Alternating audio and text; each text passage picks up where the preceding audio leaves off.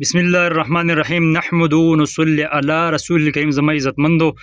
د حدیث خامخا چې دی ووري او مخکې د الله رضا پر شعر کې چې دسي قسمه ګناهونه زب خپل بچم تاسو بچي او نور مسلمانان بچي ځکه نبی اسلام فرمای سرسب دي شاده بیا خلک زما یو خبر ووري او مخکې د الله رضا پر شعر د الله رضا پر خامخا چې د شعر عبد الله بن عمر زینو د نبی اکرم صلی الله علیه وسلم ارشاد دی چې څوک سبحان الله الحمدلله لا اله الا الله الله اکبر وای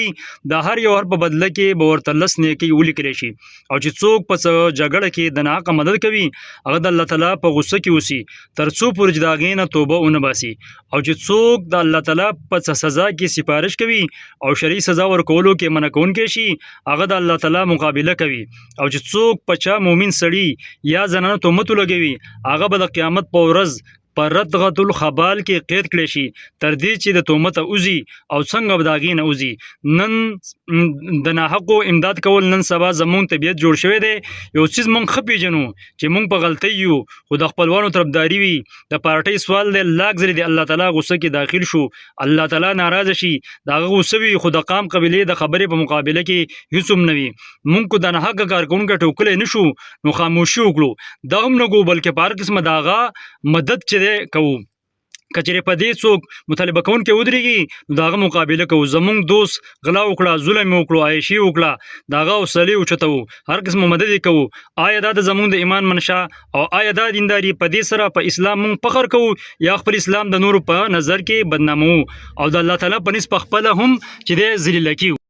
یو حدیث کې دی چې څوک په عصبیت یعنی خپلولۍ او قومیت خلک راوبلي یا په عصبیت جنګي هغه زمونږ نه دی بل حدیث کې دی چې د عصبیت نه مراد دا دی چې په ظلم د خپل قوم مدد وکړي او ردغۃ الخبال ها خټه ده چې دوزخیانو وینې زو وغیره جمع شي دغه څومره سخت ځای دی په جهنم کې په خپله پناه غواړي څومره ګنده او تکلیف ورکوونکی ځای دی چې په هغې کې به داسې خلک کېدولی شي څوک چې په مسلمانانو تهمت لګوي نن په دنیا کې ډېر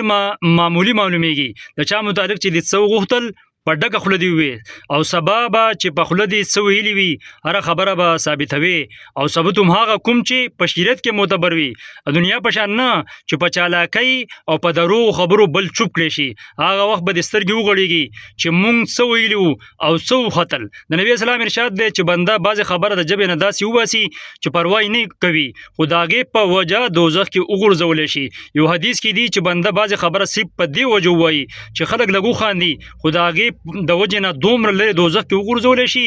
څومره لرې چې د اسمان نه ځمکه ده بیا ارشاد وفرمایو چې د ژبې تېروتل د خپو د ښویېدلو نه سخت دي یو حدیث کې دی چې څوک بل په څه ګناه سره شرمنده کوي هغه به خپله د مرګ نه وړاندې په دغه ګناه کې اخته شي امام احمد رحمت الله علیه فرمایي چې هغه ګناه نه مراد د کوم نه چې ګناهګار توبه ویستلې وي حضرت ابوبکر صدیق رضی الله عنه به خپله ژبه ونیوله او را به یې ښکله چې ستا په وجه موږ په هلاکتونو کې پرېوځو نو زما عزتمندو موږ او تاسو له پکار ده چې موږ او تاسو د داسې قسمه ګناهونو نه ځان وساتو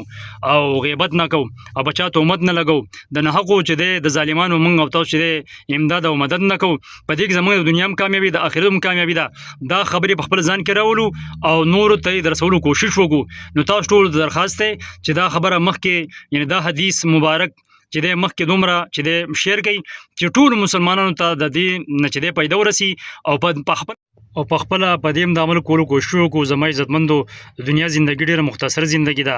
او ډېره لږه زندګي ده 2 منټه زندګي د آخرت په مقابله کې د آخرت زندګي د هغه په مر باندې شروع کېږي اختتام د هغې بالکل نشته نو موږ او تاسو له